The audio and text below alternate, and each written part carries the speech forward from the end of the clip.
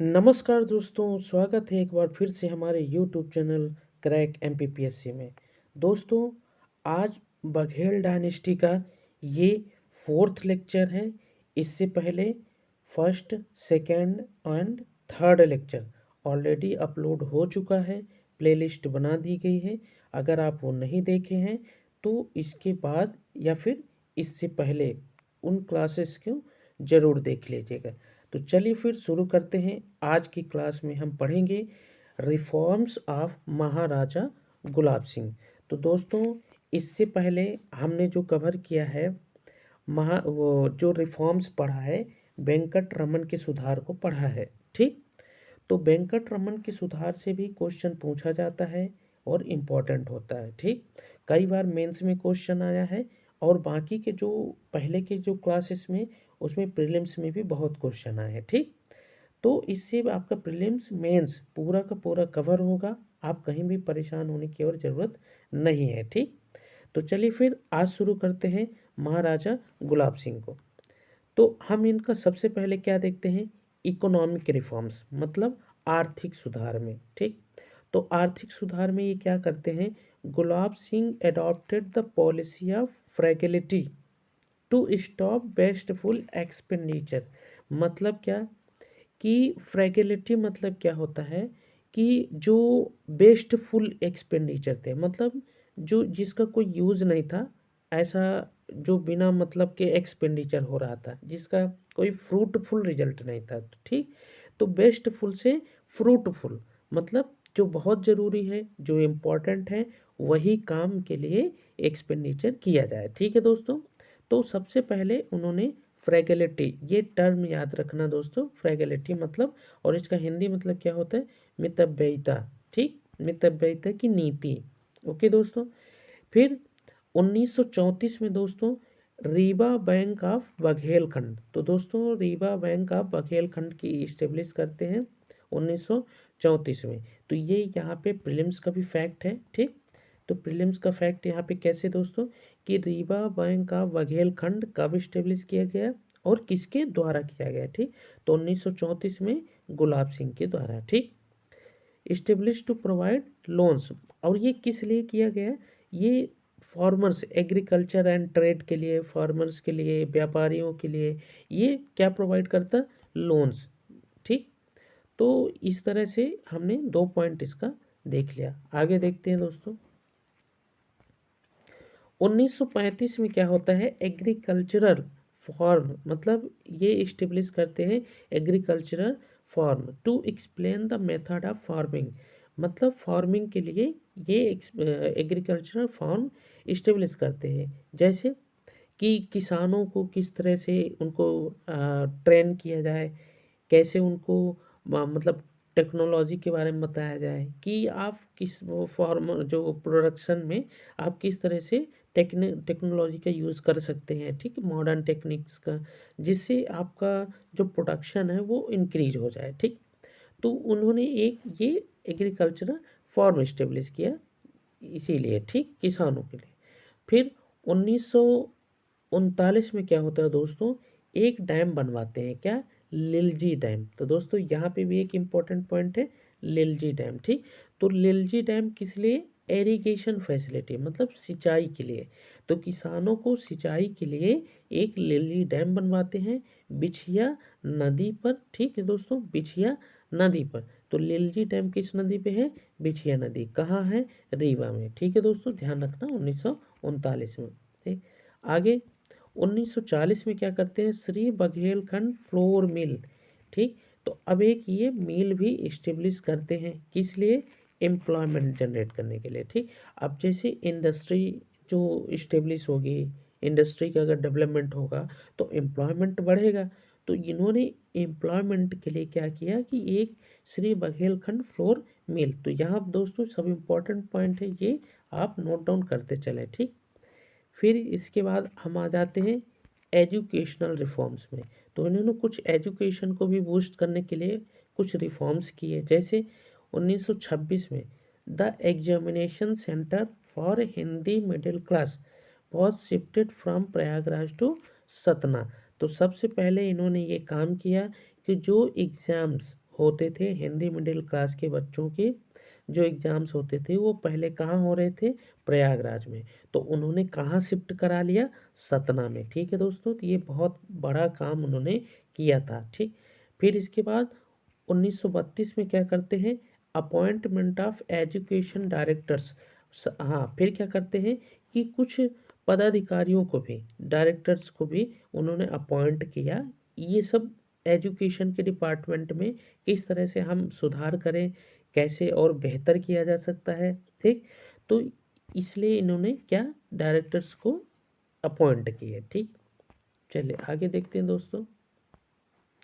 1934 में the education board was established in Rewa and the states education system was separated from north board. तो दोस्तों ये north board और ये एजुकेशन, स्टेट एजुकेशन, ये दोनों क्या थे दोस्तों, एक एक ही बोर्ड में थे। ठीक, तो इन्होंने एक बोर्ड इस्टेब्लिश किया और रीवा बोर्ड को सेपरेट किया। ठीक, और स्टेट बोर्ड को सेपरेट किया। तो रीवा में एक बोर्ड इस्टेब्लिश किए जिससे इन्होंने सेपरेट किया नॉर्थ बोर्ड को और स्टेट, अपने स्टेट के बोर्ड को। ठीक, तो इस तरह से इन्होंने एक बोर्ड इस्टेब्लिश कराया, कब, 1934 में। ठीक है दोस्तों, ध्यान रखना, नॉर्थ बोर्ड से इन्होंने अपने आप को सेपरेट करके एक नया बोर्ड इस्टेब्लिश किया। ठीक, अब सुदर्शन कुमारी बालिका उच्चतर विद्यालय स्थापित किया। ठीक, और महिलाओं की शिक्षा के लिए। तो दोस्तों इन्होंने कौन सी विद्यालय इस्टेब्लिश किए, सुदर्शन कुमारी बालिका उच्चतर विद्यालय स्थापित किए। ठीक, किस लिए, महिलाओं की शिक्षा के लिए। ठीक है दोस्तों, तो महिलाओं की शिक्षा के लिए भी इन्होंने बहुत अच्छा काम किया। तो अभी तक जो भी पॉइंट हमने अभी पढ़ा है दोस्तों, तो अगर आपको समझ आया है तो आप इस ज़रूर लिखिए। ठीक, और क्योंकि ये सब बहुत इंपॉर्टेंट पॉइंट है जो आपको कहीं ना कहीं मिलेगा ही क्वेश्चन। ठीक, फिर आगे देखते हैं। अब 1936 की बात करते हैं। द 5 ईयर एजुकेशन प्लान, मतलब ये इन्होंने एक 5 साल का एजुकेशन शैक्षणिक प्लान बनाया। ठीक, was made under which student interested were sent outside for studies। मतलब जैसे आज के डेट में ये होता है विदेश अध्ययन, आपने पढ़ा होगा, कई सारी स्कीम्स भी सरकार लॉन्च करी है कि जो विदेश में पढ़ना चाहता है तो उसको हम स्कॉलरशिप देंगे। तो ऐसे बहुत सारी चीज़ें है। ठीक, तो ये बहुत पहले से चली आ रही है।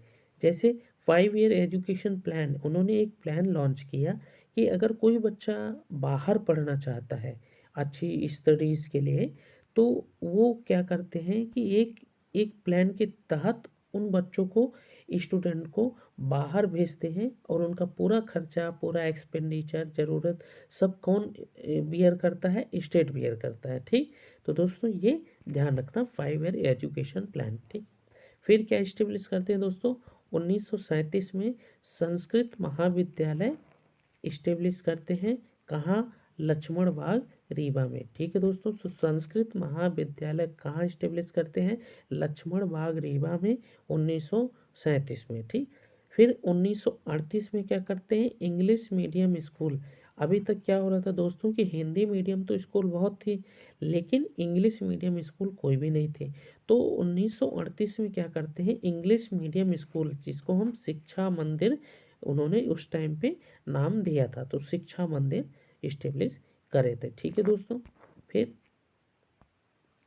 1937 में हायर सेकेंडरी स्कूल रीवा। तो ये दोस्तों 1937 में हायर सेकेंडरी स्कूल जो रीवा थी उसको क्या स्टेटस दिलवाते हैं, दरबार इंटरमीडिएट कॉलेज। ठीक है दोस्तों, तो अभी क्या बना ये, इंटरमीडिएट कॉलेज। ठीक, फिर इसको कन्वर्ट करा देते हैं 1944 में दरबार डिग्री कॉलेज। ओके दोस्तों, तो इंटरमीडिएट कॉलेज को ये डिग्री कॉलेज कन्वर्ट करा दिए। ठीक है दोस्तों, तो ये ध्यान रखना। ओके, 1944 में। ठीक, फिर 1935 में गरीब छात्र हितकारी कोष, ये इम्पोर्टेंट है दोस्तों। ठीक, गरीब छात्र हितकारी कोष कब इस्टेब्लिश कराया, 1935 में। ये उन बच्चों के लिए है जो फंड एक एलोकेशन करा, एक फंड की व्यवस्था करे जो गरीब छात्र हैं, जो गरीब बच्चे हैं, जो एजुकेशन नहीं ले पाते, अपने आप को डेवलप नहीं कर पाते, तो उनके लिए एक गरीब छात्र हितकारी कोष इस्टेब्लिश करा है। ठीक है दोस्तों, तो ध्यान रखिएगा 1935 में। फिर इसके बाद कुछ सोशल रिफॉर्म्स भी कराते हैं।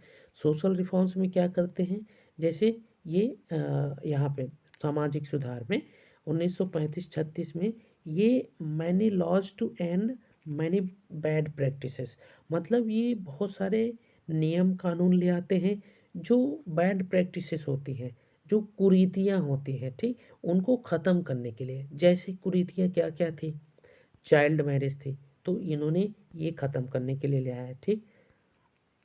हलवाई प्रथा थी, इसको ख़त्म करने के लिए। अनटचेबिलिटी, जो छुआछूत है, इसको भी ख़त्म करने के लिए। तो ये चाइल्ड मैरिज, हलवाई प्रथा और अनटचेबिलिटी, तो इस तरह से जो मतलब छोटे में जैसे शादियाँ पहले हो जाती थी, चाइल्ड मैरिज थी, ठीक, तो बाल विवाह और हलवाई प्रथा, जैसे किसी के यहाँ हरवाही करना, मतलब किसी के यहाँ बंधुआ मजदूरी, ठीक, तो ये ख़त्म करना। अनटचेबिलिटी, छुआछूत, ये सब ख़त्म करने के लिए उन्होंने सोशल रिफॉर्म्स में कई सारे कानून लेके आए, ठीक, 1935-36 में। ठीक है दोस्तों, start implemented the widow marriage act. Window, जो जैसे विधवाएं थी, उनको एक बुरी निगाह से समाज में पहले भी देखा जाता था और आज भी लोग देखते हैं, ठीक, ये चला आ रहा है। तो ये विडो आश्रम एक इस्टेब्लिश कराया, मतलब उनको रहने के लिए, उनकी सारी सुविधाओं के लिए एक विडो आश्रम इस्टेब्लिश कराया। कहाँ कराया? रीवा में। ठीक है दोस्तों, तो विडो आश्रम कहाँ इस्टेब्लिश कराया? रीवा में। तो ये ध्यान रखिएगा। ओके, चलिए आगे देखते हैं। हाँ, ये एक बहुत इम्पॉर्टेंट पॉइंट है यहाँ पे दोस्तों, सहभोज प्रथा। ये आप इम्पोर्टेंट है, स्टार लगा लीजिए, ठीक।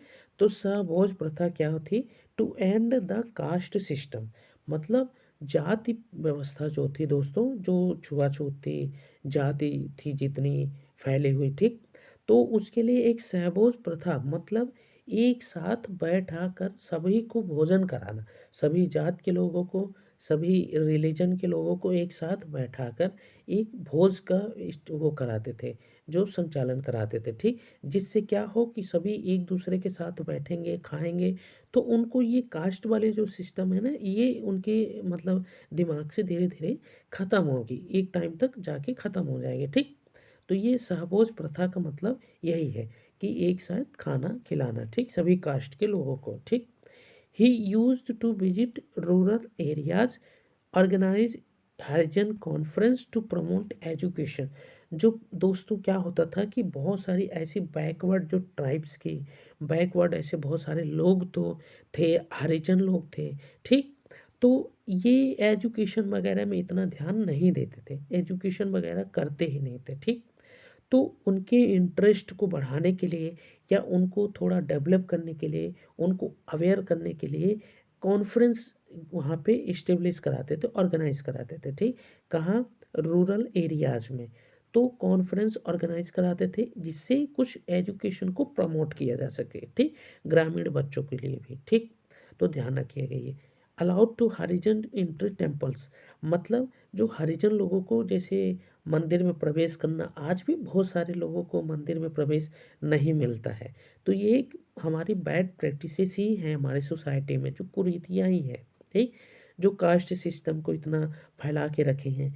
तो ये टेम्पल्स में अलाउड नहीं था तब भी, तो उसको ख़त्म करने के लिए, उनको एंट्री, उनकी बैन एंट्री को हटाने के लिए ये कुछ रूल्स ले आते हैं, रेगुलेशंस ले आते हैं, ठीक।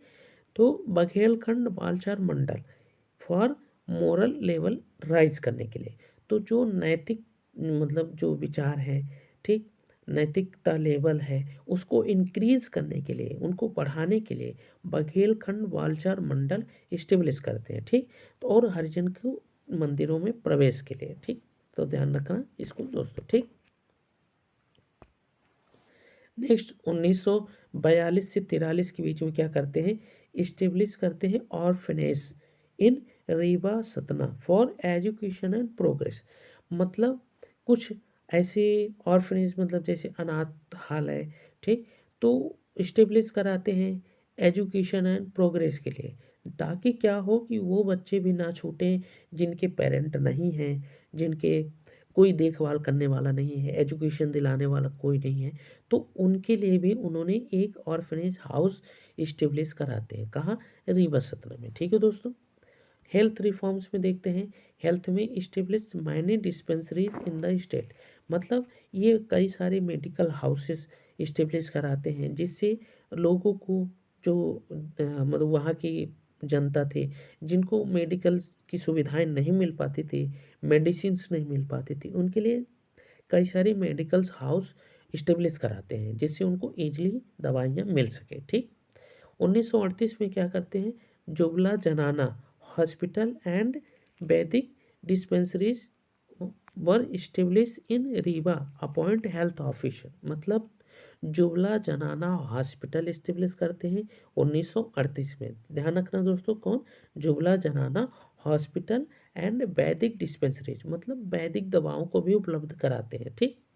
और रीवा में अपॉइंट करते हैं हेल्थ ऑफिसर, मतलब जो हेल्थ ऑफिसर को भी कुछ इस्टेब्लिश करते हैं, जैसे डॉक्टर्स वगैरह, तो वो देखभाल कर सके, वो वहाँ जांच वगैरह कर सके क्या किसको कौन सी डिजीज़ है, और उनको एक अच्छा सा क्योर दे दिला सके। ठीक।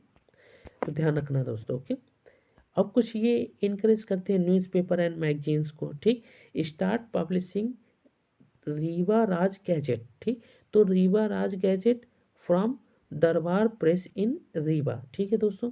तो दरबार प्रेस के द्वारा रीवा राज गैजेट भी ये क्या कराते हैं दोस्तों, इशू कराते हैं। ठीक। वीकली न्यूज़पेपर स्टार्ट प्रकाश। ध्यान रखना, ये पूछा जाता है दोस्तों। ठीक। प्रकाश वीकली मैगजीन। ठीक। जो ये साप्ताहिक पत्रिका प्रकाश किसके द्वारा चालू कराया जाता है? गुलाब सिंह के द्वारा। ठीक है दोस्तों। And unitary magazine, unitary magazine start कराते हैं बांधवगढ़। ठीक। तो बांधव, तो सिर्फ ये बांधव स्टेप, ये यहाँ पे यूनिटेरी मैगजीन। तो मैगजीन आपको याद ज़्यादा कौन सा रखना है? प्रकाश को। ठीक। तो प्रकाश मैगजीन ज़्यादा इंपॉर्टेंट है। ठीक। ओके दोस्तों। ठीक है, नेक्स्ट देखते हैं। अब उन्होंने कुछ कंस्ट्रक्शन वर्क भी कराते हैं। कंस्ट्रक्शन में जैसे रोड में हम देखते हैं, तो कई सारी रोड भी उन्होंने बनवाया, जो कुछ डेवलपमेंट भी कराते हैं। Rewa to Mariya, Rewa to Amarkantak, Rewa to Sidhi Singrauli, और रीवा टू सिरमौर और सतना सिमरिया। तो इस तरह से रीवा को भी कई जगह से कनेक्ट किया। ठीक। ताकि लोगों की पहुंच आसान हो सके। ठीक। तो ध्यान रखना, ये रोड्स भी स्टेबल वो कराते हैं, कंस्ट्रक्ट कराते हैं, और ब्रिज, जैसे ब्रिजेस वगैरह भी कुछ बनाते हैं, जैसे विक्रमादित्य ब्रिज। ठीक। घोघर में बिछिया ब्रिज, है ना। और ये क्या है दोस्तों? Madhogarh bridge, Chaghat bridge. ठीक। दिया पीपर ब्रिज। तो ये शहडोल में, तो ये कई सारे ब्रिज भी इस्टेब्लिश कराते हैं, जिससे लोगों के ट्रांसपोर्ट और आवागमन बिल्कुल आसान हो सके। ठीक। ओके दोस्तों। और अनूपपुर चिरमिरी रेलवे लाइन्स भी ये बिछाते हैं। ठीक। तो ध्यान रखना दोस्तों, अनूपपुर चिरमिरी ये रेलवे लाइन्स भी इस्टेब्लिश कराते हैं। काफ़ी अच्छे इनके इम्प्रूवमेंट रहे हैं, तो इसीलिए इनके क्वेश्चन पूछे जाते हैं, जैसे वेंकटरमन के सुधार और गुलाब सिंह के सुधार, तो ये इनके पूछे जाते हैं। ठीक है दोस्तों। ओके। फिर आगे देखते हैं, ये कुछ बिल्डिंग्स भी बनवाते हैं। उज्जैनी महारानी मेमोरियल हॉल। ठीक। तो उज्जैनी महारानी मेमोरियल हॉल 1938 एडी में ये इस्टेब्लिश कराते हैं। और बैजू धर्मशाला 1941 में ये इस्टेब्लिश कराते हैं। ठीक। तो ध्यान रखना, उज्जैन महारानी मेमोरियल हॉल, बैजू धर्मशाला और स्टैचू ऑफ महाराजा वेंकटरमन का ये इस्टेब्लिश कराते हैं। ठीक है दोस्तों। तो आई होप आपको ये बहुत अच्छे से कुछ समझ आया होगा, और अगर फिर भी कोई डाउट आता है तो आप कमेंट सेक्शन में पूछ सकते हैं, जिससे हम आपको डाउट को क्लियर कर सके। ठीक है दोस्तों। तो वेंकटरमन के सुधार और ये महाराजा गुलाब सिंह के सुधार, इन दोनों को बिल्कुल अच्छे से तैयार कर लेना, ये क्वेश्चन में आता है। ठीक है दोस्तों। तो इसके साथ साथ दोस्तों इस लेक्चर को हम यही समाप्त करते हैं। आगे की कहानी हम नेक्स्ट लेक्चर में पढ़ेंगे। तो दोस्तों इससे पहले आप प्लेलिस्ट ज़रूर देख लीजिएगा, जिससे आपका पूरा लिंक बना रहे, ठीक। तो और हमने Gaur dynasty, Bundel dynasty, Holkar dynasty, Scindia dynasty, ये सब हमने पढ़ चुका है दोस्तों। इसके लेक्चर्स अपलोड कर दिए गए हैं, ठीक। अगर आप उन्हें देखे हैं तो आप उनको भी चैनल को सब्सक्राइब करके जाके देख सकते हैं, ठीक है दोस्तों। और आपके प्रीलिम्स की भी कुछ यूनिट को कवर की जा रही है, जैसे ई गवर्नेंस की क्लास ऑलरेडी अपलोड हो चुके हैं, तो आप उनको भी देख लीजिए, ठीक। तो मिलते हैं नेक्स्ट वीडियो में। आप अपना रिवीजन ज़रूर करें, पीडीएफ चाहिए तो कमेंट सेक्शन में ज़रूर बताइए, ठीक। और दोस्तों लाइक ज़रूर कर दीजिएगा, जिससे हमारा मोटिवेशन बना रहे। लाइक करने में आपका कुछ नहीं जाएगा, तो लाइक ज़रूर कर दीजिएगा, ठीक है दोस्तों। चैनल को सब्सक्राइब करके आप कंटिन्यू बने रहें।